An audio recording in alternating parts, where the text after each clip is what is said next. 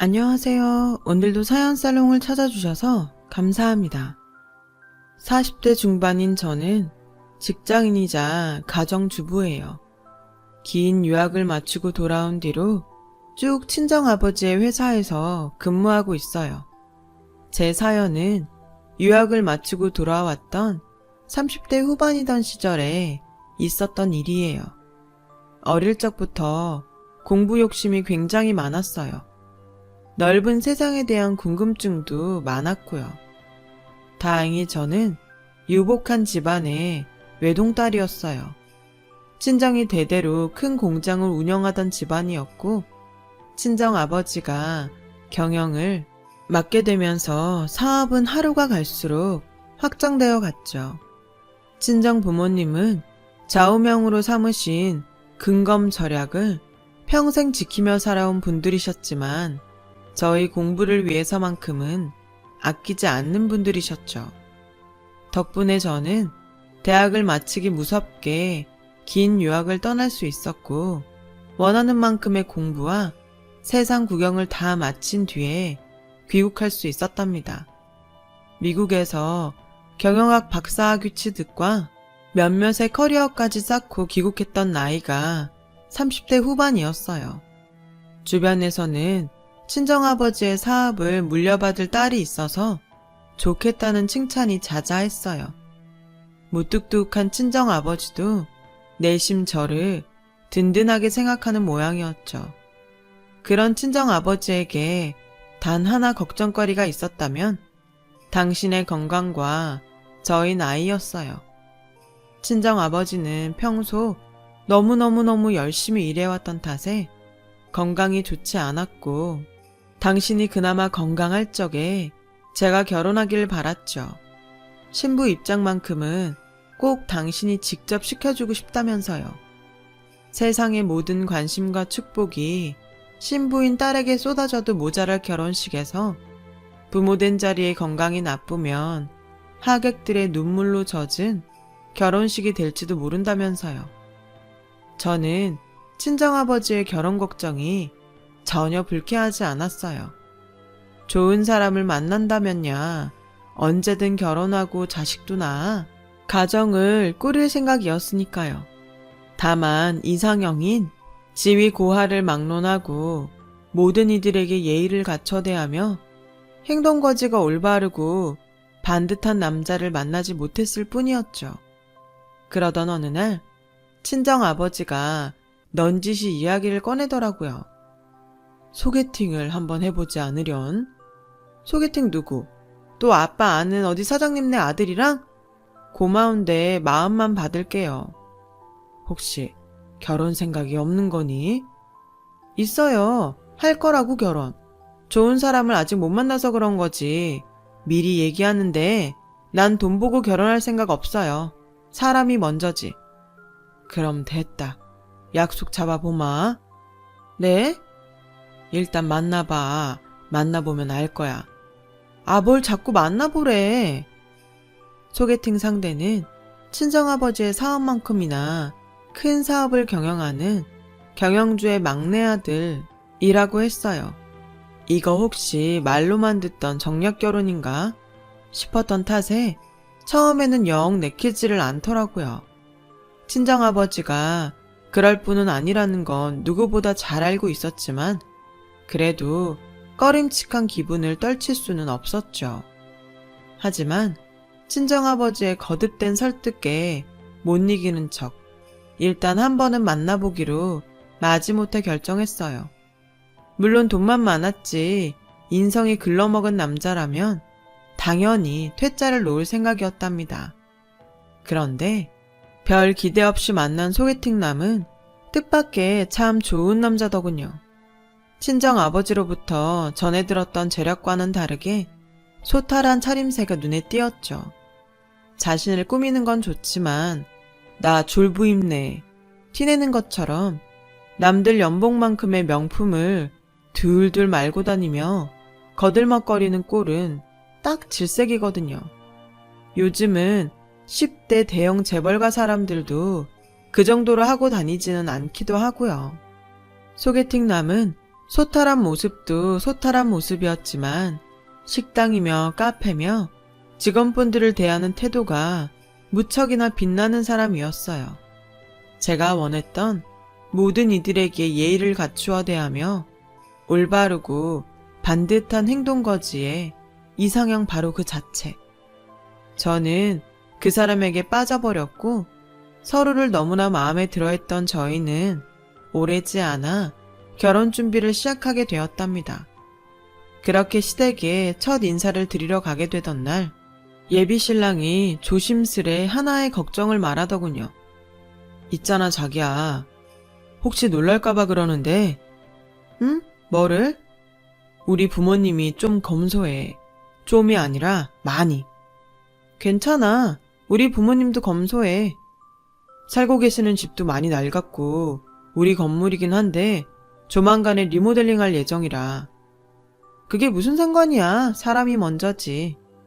시댁은 예비 신랑의 기뜸과 저희 예상보다 훨씬 소박했지만 큰 걱정은 들지 않았어요. 오히려 그 큰 사업을 경영하면서도 사치라고는 찾아볼 수 없는 검소한 시댁의 모습이 더욱 마음에 들었죠. 평생을 근검절약의 아이콘으로 살아오신 분들을 누구보다 잘 알고 있었으니까요. 바로 저희 친정 부모님이죠. 역시나 친정 부모님과 예비 시부모님들은 참 잘 맞는 사돈지간이었어요. 삶의 여정과 가치관, 그리고 태도까지 모든 부분에서 무척이나 닮아있더군요. 그래서였을까요? 양가 어느 쪽이 먼저랄 것도 없이 큰 허례허식은 멀리하면서 정갈한 결혼식을 치르기로 마음을 맞추었죠. 마침 모 연예인 부부의 결혼식을 통해 스몰 웨딩이 트렌드로 자리 잡았던 시점이라 저희 예비 부부도 흔쾌히 동의했고요. 단 하나 친정아버지가 큰 돈을 써야겠다고 무척이나 강력했던 부분이 있었어요. 저희 예비 부부의 신혼집을 친정아버지가 직접 마련해 주어야겠다는 고집이었죠. 친정아버지가 신혼집으로 점 찍어둔 곳은 강남의 신축 주상복합 아파트였어요. 거래가가 35억 정도 되는 아파트였어요. 저 또한 부모님을 닮아 근검절약이 몸에 배어 있었기에 35억짜리 아파트는 썩 내키지 않았어요. 무엇보다 근검절약을 몸소 실천하며 저에게 본보기가 되어주셨던 친정아버지의 갑작스런 행동이 쉽게 납득이 가지를 않더군요. 그래서 조심스레 여쭈어 보았죠. 한 푼 두 푼도 아니고 35억이야 35억. 남들은 평생을 벌어도 모을 수 없는 큰 돈이라고요. 돈은 신경 쓰지 마. 아빠 그 정도 능력은 있어. 아빠 능력 없단 얘기가 아니잖아 지금. 아빠랑 어울리지 않는 행동이니까. 평생 근검절약을 지켜오시던 아빠답지 않은 생각이니까. 그래서 걱정하고 있는 거잖아요. 혹시 어디 건강에라도 문제 생겼나 싶어서. 친정아버지는 잠시 뜸을 들이셨고 이내 내어놓는 속이야기에 저는 친정아버지의 뜻을 받아들일 수밖에 없었어요. 너한테 너무 미안해서 이러지.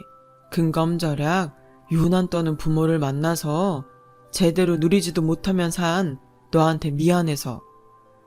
자꾸 왜 이러실까? 내가 누리지 못한 게 뭐가 있다고요. 대학교는 내 돈으로 다녔나? 유학은 나라에서 보내줬대? 그거 다 엄마 아빠 돈이고 두 분 덕분에 누린 거잖아요. 난 그걸로 충분해. 그래도 부모 마음이라는 게 그렇지가 않아. 아빠가 시집가는 딸에게 해주는 선물이야. 눈 딱 감고 받아. 결국 저희 예비부부의 신혼집은 친정아버지가 마련하게 되었죠. 처음 점 찍어두었던 강남 신축 주상복합아파트 35억짜리 그대로요. 친정아버지는 그 신혼집을 저와 예비신랑 공동명의로 잡아주었어요. 예비시부모는 집은 원래 남자 쪽에서 해가는 거라면서 만류하기는 했지만 굳이 친정아버지의 뜻을 꺾으려 들지는 않았죠. 피차 서로 큰 사업을 경영하는 입장에서 사업과 뚝심을 섣불리 거꾸려 들었다가는 피곤해질 수가 있다는 사실을 잘 알고 있는 까닭이다. 저는 그렇게 생각했어요. 그때는 그랬어요. 결혼식을 코앞에 두던 날 친정아버지가 갑자기 쓰러지면서 예비 시댁에 이상 징조가 포착되었죠. 저는 친정아버지가 회복되기까지 결혼을 몇 달 미루자고 제안했지만 예비 신랑과 시댁은 언제 돌아가실지 모르니 결혼을 서둘러야 한다며 성하더라고요. 나름대로 일리 있는 말이었죠. 건강이 나쁜 집안 어른 생전에 결혼하는 모습을 보여드리기 위해 예식을 서두르는 사람들 이야기는 아주 흔하잖아요. 문제는 친정아버지가 큰 문제가 아닌 단순 과로로 인한 실신이었다는 것이었어요. 그래서 저는 예비 신랑을 설득했어요. 친정아버지가 건강을 회복한 뒤에 양가 어른들 모두가 함께하는 결혼이 좋지 않겠냐고요. 저희 강한 주장에 결국 결혼식은 연기되었어요. 좋은 날도 다시 받고 식장도 다시 잡고 하느라 6개월 남짓 정도요. 결혼이 미루어지면서 예비 시댁에 이상 징조는 일단락 되었나 싶었어요. 하지만 친정아버지가 신혼집에 잔금을 치르던 날 또 하나의 이상 징조가 터져 나왔죠. 아니 글쎄 식도 올리지 않은 신혼집에 주인인 부부도 아직 입주하지도 않은 신혼집에 심지어 그거 우리 친정아빠의 돈으로 마련한 신혼집인데도 예비 시댁 식구들이 들어앉아 살림을 차려버린 것입니다. 저와 예비 신랑의 신혼집이었지 시댁 식구들을 모시고 산다는 이야기는 없었기에 저는 예비 신랑에게 자초지종을 물었어요. 이게 어떻게 된 일이야? 시댁 놔두고 신혼집에 왜 굳이? 그러자 예비 신랑은 얼굴색 하나 바뀌지 않은 채로 아주 태연하게 대답했어요. 부모님이 살던 건물이 갑자기 리모델링 들어가게 돼서 당분간만 지낼게, 당분간만. 차라리 호텔 같은 데로 모시는 게 편하지 않겠어? 알잖아, 우리 엄마 아빠 짠돌인 거. 내 주머니에서 돈 나가는 거, 며느리 주머니에서 돈 나가는 거, 그거 둘 다 마음 불편해하실 분들이야. 아무리 그래도 세상 이러는 법은 없어. 부부가 자리 잡지도 않은 집에 살림부터 차려버리는 법은 없다고. 살림을 차리긴 누가 차려. 딱 한 달. 잠깐 머무는 거라니까. 진짜 딱 한 달. 리모델링 끝날 때까지만. 예비 신랑과 신랑이를 벌이던 저는 시댁 건물에 리모델링이 진행되는 딱 한 달 동안만 신혼집에 머물겠다는 약속을 거듭 받아내었어요. 예비 시댁 식구들에게도 누차 약속을 받았죠. 그렇게 시댁 건물의 리모델링이 끝난다는 한 달이 지났어요. 2달이 지났고 또 3달이 지났죠. 하지만 예비 시댁 식구들은 신혼집에서 떠날 기미가 보이지를 않더라고요. 아주 평생 눌러 앉아 살겠다는 기세더군요. 그 기간 동안 관리비와 공과금 등의 비용들은 모두 저의 계좌에서 빠져나갔죠. 그 무렵부터 저는 예비 시댁을 어떻게 해야 하나 하는 고민을 시작했어요. 친정아버지를 생각해서라도 섣부른 행동으로 섣부른 파혼을 빚을 수는 없었기에 저는 제 나름대로 해결 방법을 찾아야만 했어요. 해결 방법을 찾기 위해 나선 저는 리모델링 중이던 예비 시댁 건물을 찾았습니다. 무슨 문제라도 있어 리모델링 완공이 지연되는 상황이라면 제가 나서서 그 문제를 해결해 주고 싶었거든요. 그런데 저는 뜻밖의 진실 앞에 기겁했어요. 리모델링 중이라던 시댁 명의의 건물. 제가 예비 시댁 식구들에게 처음 인사를 드렸던 집이 있는 그 건물이 시댁 명의가 아니랍니다. 건물주는 생판 처음 보는 다른 사람이었고 예비 시댁이 살던 집에는 새 세입자가 들어와 살고 있었어요. 심지어 예비 시댁은 월세를 내지 못한 탓에 보증금까지 모두 까먹고 쫓겨난 신세라더군요. 혼란스러웠어요. 그 큰 사업을 하는 예비시댁이 월세가 없어서 쫓겨난 상황이라니. 아, 이 결혼 뭔가 크게 잘못되었구나 싶었죠. 그 복잡한 마음을 제일 친한 친구에게 남몰래 털어놓았어요. 그러자 친구가 의문스러운 이야기를 들려주었습니다. 있잖아, 놀라지 말고 들어. 오늘 알아낸 일로도 충분히 놀랐어. 더 놀랄 일이 뭐 있다고. 아, 뭔데, 응? 니네 시아버지 될 자리 말인데 좀 이상해. 우리 부모님 통해서 너네 예비시댁 사업 쪽이랑 인연이 아주 살짝 있거든? 근데 아무리 봐도 그 회사 대표랑 니네 시아버지 될 사람이 다른 사람인 것 같단 말이야. 뭐? 그런 걸 왜 이제 얘기해? 나도 며칠 전에 알았어. 아직 확실한 것도 아니고.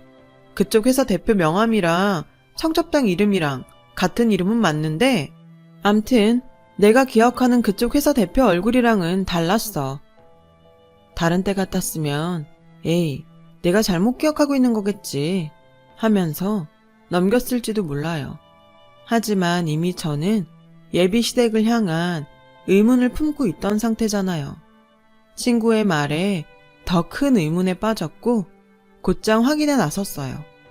그랬더니 예비시댁의 사업이라던 회사 대표의 이름은 최국현, 예비 시아버지의 이름 또한 최국현. 하지만 이름만 같을 뿐 전혀 다른 사람이었죠. 더 놀라운 것은 예비 시아버지의 이름인 최국현이 최근에 개명한 것이라는 사실이었어요. 최근이 언제냐면 바로 친정아버지가 그쪽 집안 사람들을 알게 된 직후에 저에게 소개팅을 제안했던 사이에 어느 날이었죠. 예비시댁은 사업가도 뭣도 아니었어요. 건실한 사업가인 척 감쪽같이 사칭하고 저와 친정 식구들의 사람을 보는 눈까지 맞추어가면서 의도적으로 접근한 사기꾼일 뿐이었어요. 예비시댁 식구들 모두가 동참한 결혼 사기. 목표는 당연히 친정의 돈이었겠죠. 저는 파혼을 마음먹은 한편으로 그 가족 사기단을 사기죄로 형사 고소하기로 결심했고 그 속내를 숨긴 채로 차곡차곡 증거들을 모아 나가기 시작했어요. 오래지 않아 모든 증거들을 확보한 저는 파혼 선언을 위해 가족 사기단이 무덤 점거하고 있는 신혼집을 찾았죠. 마침 그간 대면대면해져 있던 저의 태도에 마음이 조급해져 있던 모양이더군요. 행여 이대로 멀어지다가 결혼이 깨지기라도 할까 걱정했던 모양이에요. 예비 시어머니라고 생각했던 여자가 흉악한 속내를 노골적으로 드러내더라고요. 예, 너희 요즘 무슨 일 있니? 어머님 눈에도 있어 보이시나 봐요. 눈치가 그렇더만 뭐 갑자기 대면대면해진 것이 싸웠구나. 저는 싸운 적 없다고 생각하는데 아드님께 물어보던가요. 그쪽 생각은 혹시 모르잖아요? 어머머머, 얘가 진짜 왜 이래? 너 혹시 다른 남자 생겼니?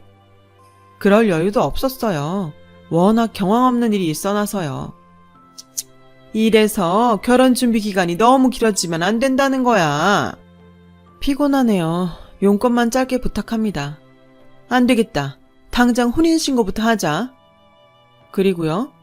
혼인신고부터 하고 애부터 가져. 요즘 같은 저출산 시대에 혼전 임신은 흉이 아니라 축복이라잖니. 다들 그렇게 한 입을 덮고 아이도 낳아가면서 맞춰가며 사는 거야. 첫날 밤은 언제가 좋겠니? 분위기도 낼 겸 신혼집 비워주마. 그냥 파혼이나 하죠. 뭐?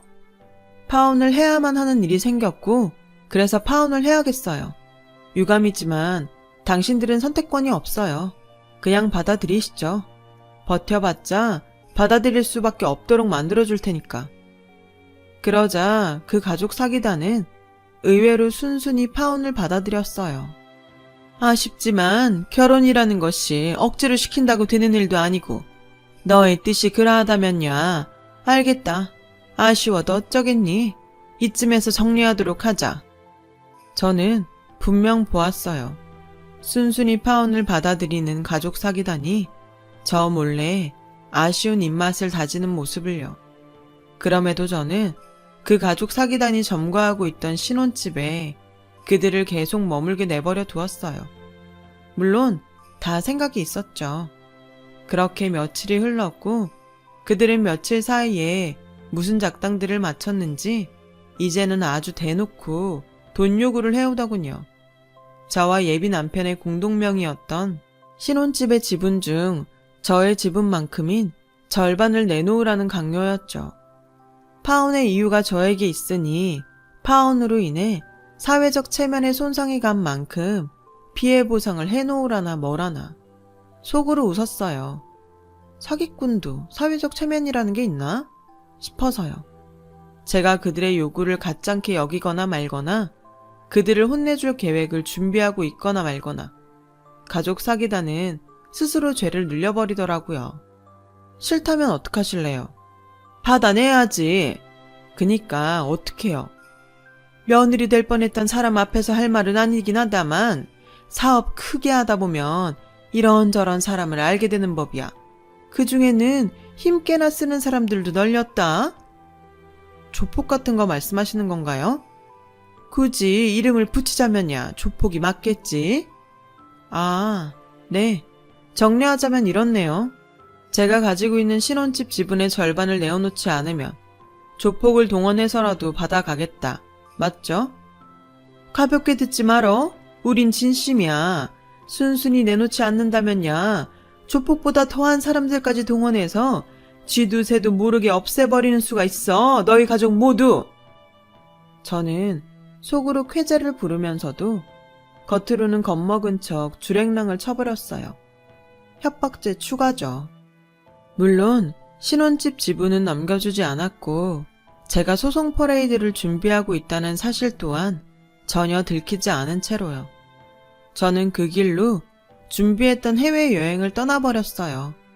마침 베트남에 막 새로 진출한 참이었던 친정아버지의 공장을 제가 맡아서 경영하기로 되어 있었거든요. 새 공장이 자리를 잡기까지 맡아줄 사람이 필요했고 해외 커리어가 있던 제가 적임자였죠. 제가 베트남 출장을 떠나 있던 기간만 장장 3년이에요.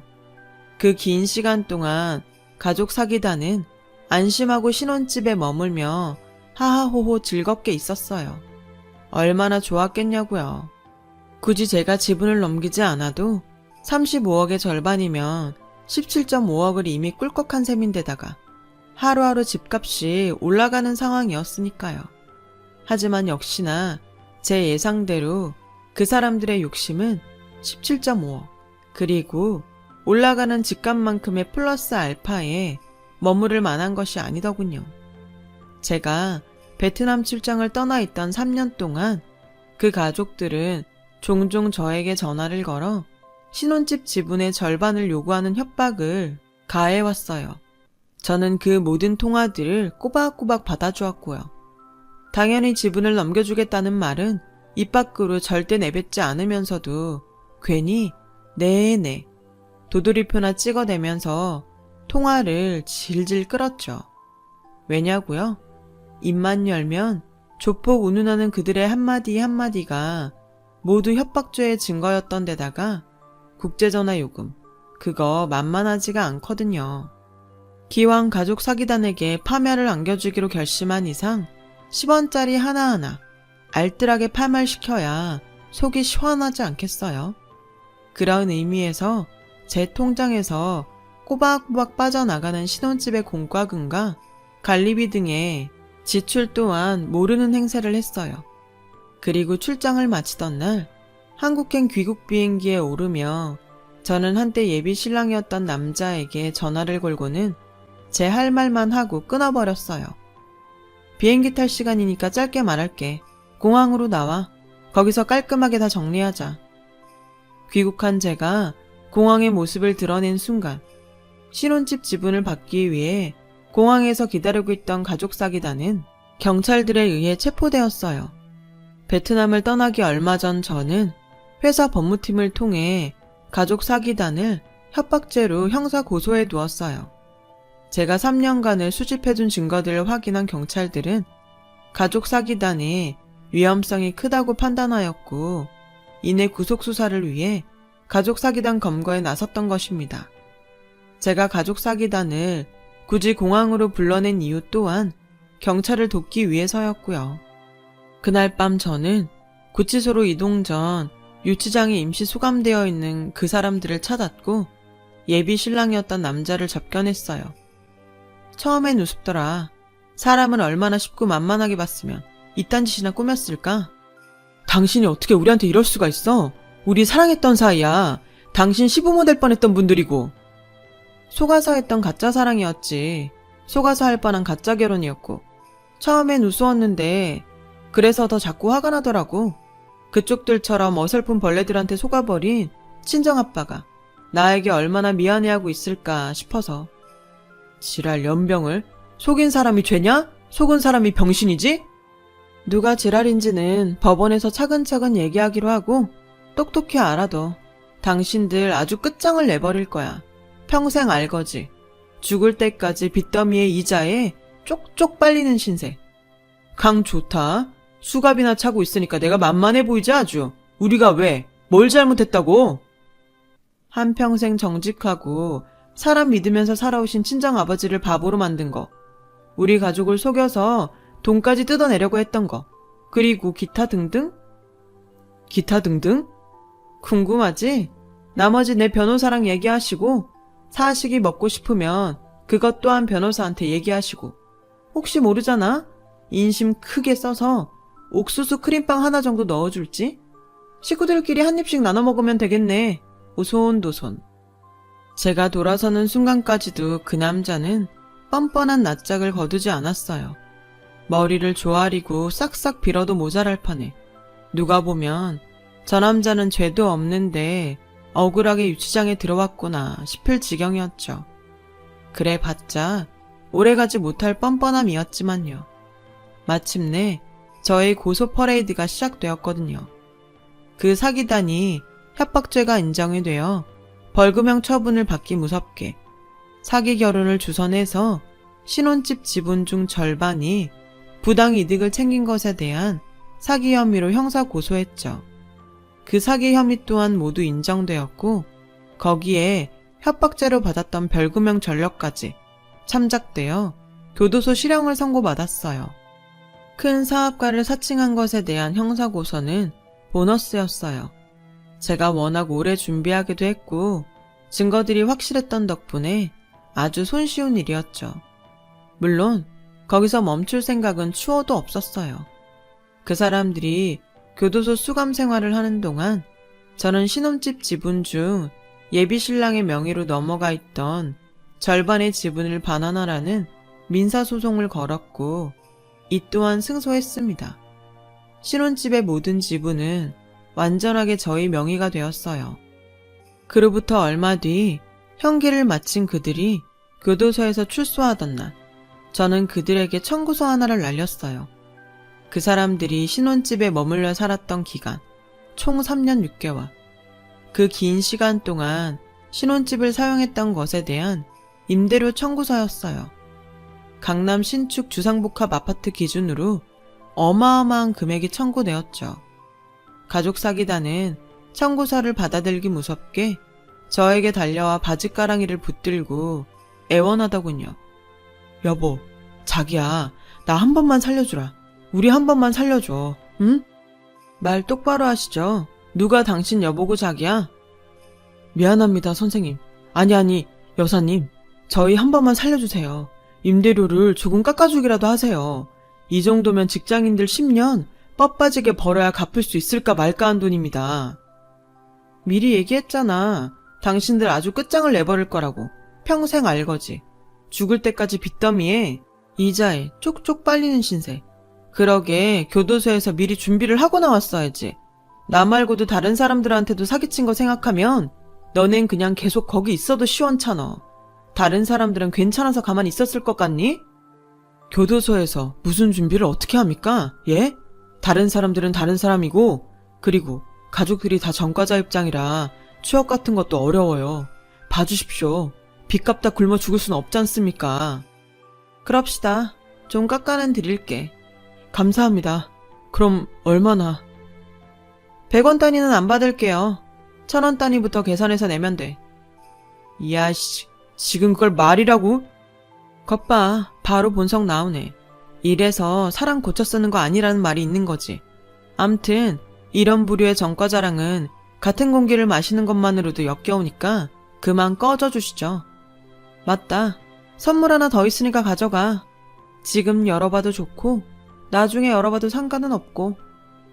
제가 봉투 하나를 건네자 그 사람들은 혹시 돈인가 싶었는지 급히 봉투를 찢기 바쁘더군요.